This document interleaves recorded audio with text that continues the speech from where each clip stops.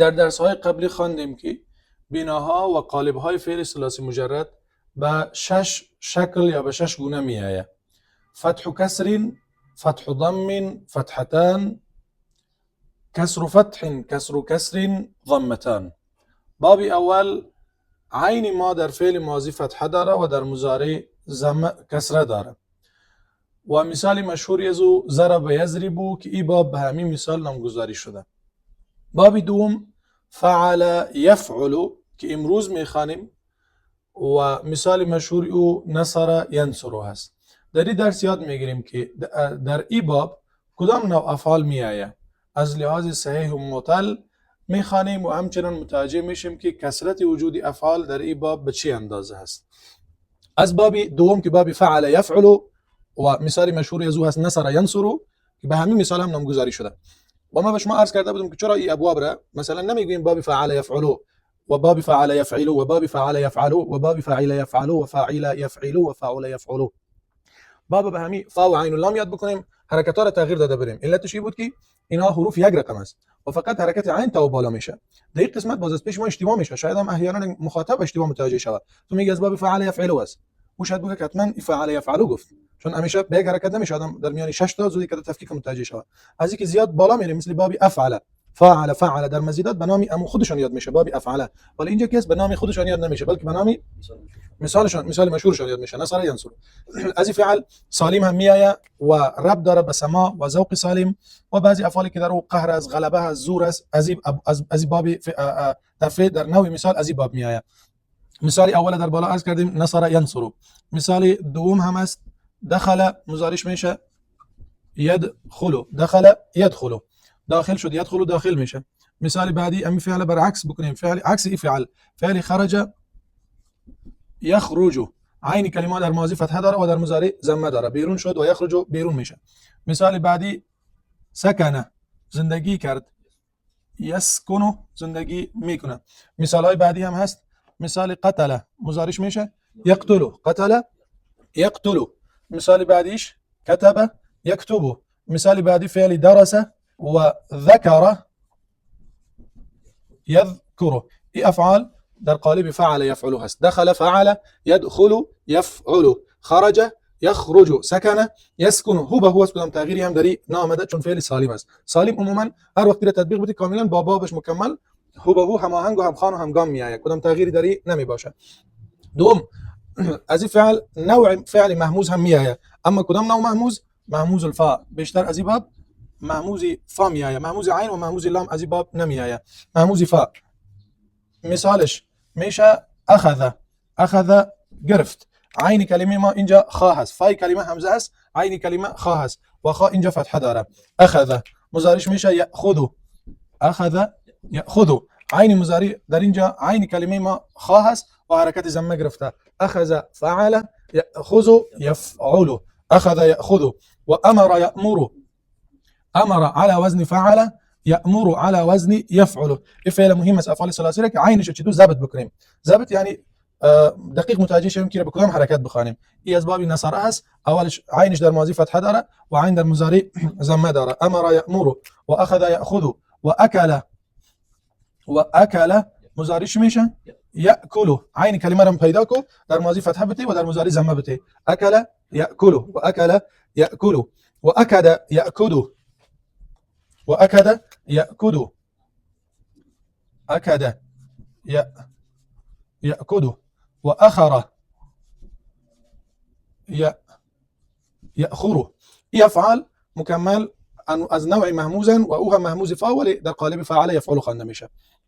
فعل بعدی که از این باب میآید نوع فعل مضاعف است. مضاعف به دو شکل میآمد، یکی مضاعف لازمی داشتیم و یک طرف هم مضاعف متعدی بود. مضاعف لازمی از باب ضرب میآید و مضاعف متعدی از این باب میآید از باب نصر. هر فعل مضاعف باید معنیش دقت بکنیم که معنای از لازمی است یا متعدی است. مثلا فعل مضاعف که لازمی باشه، فر، فرار کرد، با یک مثال با یک فاعل معنیش تمام میشه. فر زید، زید فرار کرد، معنا تمام است، پس فعل لازمی است. در حالی که در نوع مثال شق، پاره کرد، شق الرجل الورقة، شق الرجل الورقة، شق الخياط القماشة. خياط تکر پاره کرد، پس فعل متعدی است. فعلی که متعدی مضاعف متعدی است، این فعل مضاعف متعدی است. فعلی که مضاعف متعدی باشه عموما از باب نصره میآید. مثالش فعلی شقه. شقه اصلش بوده چون که باب فعله هست. اگر بخوایم اصل ازی رو پیدا کنیم پس میتونیم بگیم که خوانده میشه شقه، بعد ادغام شده شقه جور شده. مضارع شقه میشه یشق. شقه یشق. یادتون باشه که حرف دوم در فعل مضارع همیشه ساکن می باشه، یفعل. در نوع مثال یشق اگر ساکن نیست مطلبی است که این حرکتی که در فای کلمه وجود داره از خودش نیست. دو روز عرض کردم حرکتی که در فعل ثلاثی در مضارع فای کلمه ساکن نبود، بفهم که حتما در یک تغییر آمده و این انواع به خاطر به اساس همین تغییرات ما خوانده بودیم که در اینا تغییرات میآید. این هم از این باب است، اما ظاهرا او قدر امخانی نداره، هرچند که وزنش هم رقم است. یشق بر وزن یفعل. چرا اصلی از این وزن میشه؟ اصلی از این بود یشق. یشقق. اینجا قاف ضمه داشت، ما برای اینکه اینا رو مدغم بکنیم شرط ادغامی است که حرف اول به ساکن بمانه. حرکت یزی چون که از باب ینصرو هست عین کلمه پیش داره، ضمه رازی میگیریم به کی میتیم؟ به شین میتیم، خودش ساکن میشه و دیگه قاف دیگه ذوب میشه ادغام میشه. از اینا چه جور میشه؟ یشق. اینا ما شما حرکت عین پس در فا جستجو میکنیم یا فا نمایندگی از حرکت عین میکنه. در باب نصره میگفتیم فر یفر، فای کلمه کسره داره، معنیش است که عین کلمه کسره داره، فر یفر. ولی اینجا میگیم شق یشق، فا چی داره؟ ضمه. این ضمه از کی آمده؟ از عین آمده. پس فای کلمه که ضمه داره مطلب است که عین کلمه ضمه داره. اینجا فتحه داره، شقق فعل یفعل، شق یشق مضاعف است و متعدی است، از این باب آمده. مثال بعدیش هم است مد، مضارعش میشه یمد، مد یمد. مثال بعدیش هم است شد، متعدی است کلی ازی، مد کمک کرد، شد کش کرد، شد الطفل الحبل طار کش کرد، این متعدی است. مضارع جور کو شد یشد. و مثال بعدی هم که از این باب است حظ، مضارعش میشه یحض، فای کلمه ضمه داره چون حرکت عین به انتقال کرده. در قرآن کریم میگه ولا یحض علی طعام المسکین، ولا یحض تشویق نمیکنه، حظ یحض تشویق کردن، دیگران را برانگیختن. فعل بعدی هم است جر کش کرد، از متعدی است. جر شیء، یک چیزی را کش کرد متعدی شد. مضارعش باید چی تو باشه؟ یجر یا یجر.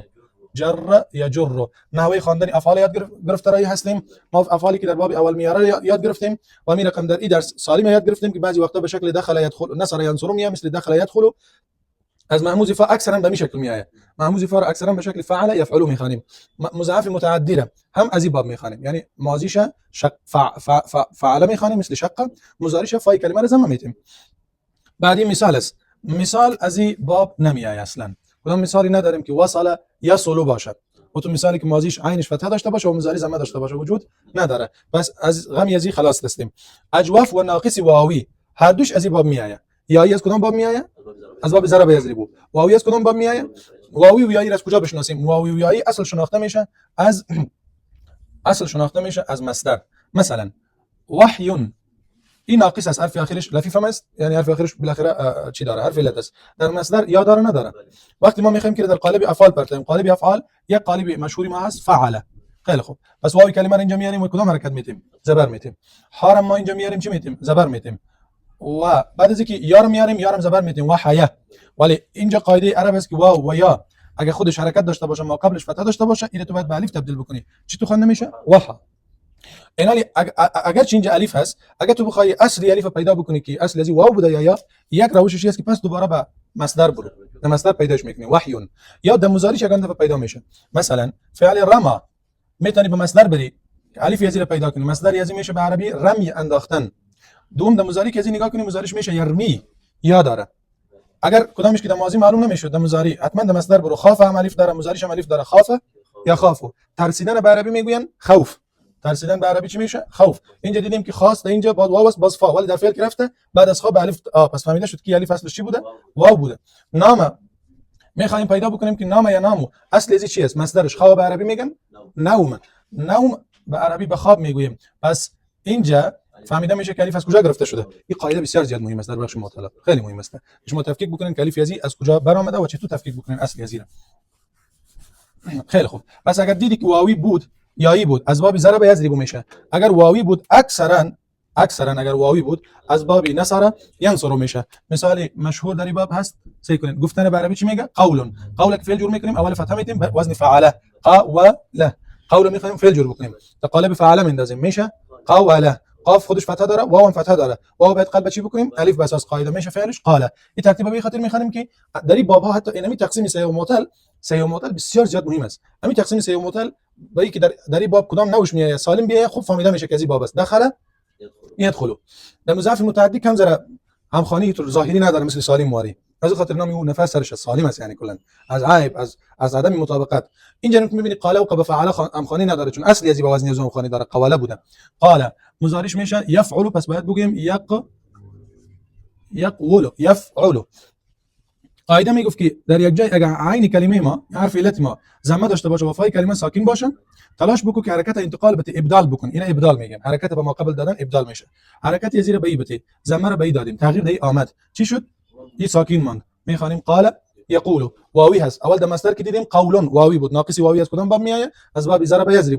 عین اگر چه ضمه دادن میتونی تلاش بکن که فار ضمه بده فای کلمه رو مضارع ضمه بده. قال یقول و امیر رقم دام دوام، پس میگیم مضارع چی میشه؟ دام یدوم، دام یدوم.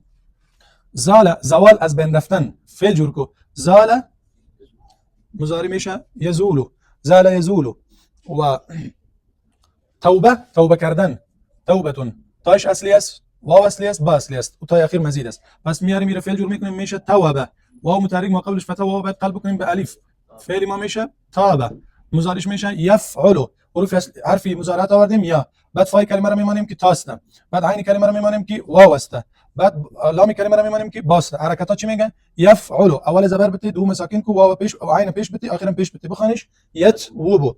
اینجا یک مشکل پیش اومده که حرف علت ضمه دادیم ما قبل ساکن است. حرف علت چه میگیریم به کی میتیم؟ ضمیشه به میتیم میخوانیم چی میشه؟ یتوب. تاب توبه کرد یتوب توبه میکنه تاب یتوب.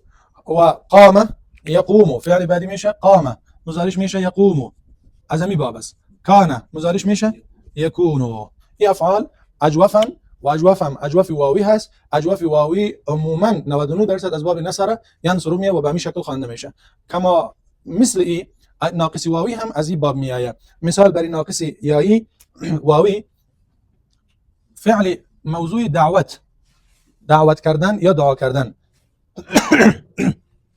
دیگه که شما نگاه کنین دال حرف اصلی است، فای کلمه عین است و واو است. از این میخوایم تاش مزید از کار نداریم، از این میخوایم فعل جور کنیم. فعلش میشه بر وزن فعل، پس میگوییم دعوا.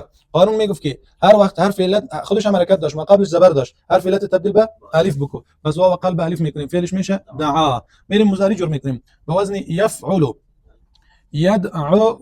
یدعو داخل واو حرف علت داخل است و ای بالایش حرکت ضمه آمده یفعلو لام کلمه پیش گرفته و این ثقیل است. ما بعدش هم ساکن هم نیست که به ما قبل بتیم مثل که بالا میکردیم. اینجا فقط حرکت حذف کن اینو ساکن بخوان. ماضیش میشه دعا، مضارعش میشه یدعو دعا یدعو. فعل بعدی سها مضارعش میشه یسهو. غزو جنگ کردن میگن، غزو جنگ کردن. فعل که جور کنیم میشه غزا واو قلب الف شده، مضارعش میشه غزا یغزو غزا یغزو.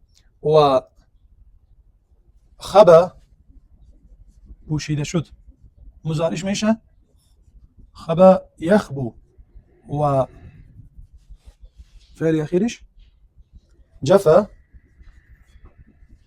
مضارع میشه یجفو جفا یجفو. به این ترتیب ما شما باب دوم را تمام صورت هایش را خواندیم که باب دوم از باب دوم به کدام اشکال افعال میایه و افعالی که در باب میایه به چه شکل بخوانیم. افعال ثلاثی را تقریبا شما با همین درسی را که تمام بکنین بالای 50% افعال ثلاثی را خوانده میتونین ان شاء الله تعالی. باقی یک بحثش میمونه بحث خصوصیت های از یا در ابواب بعدی هم که بخوانین دیگه باز تفکیک خیلی آسان میشه.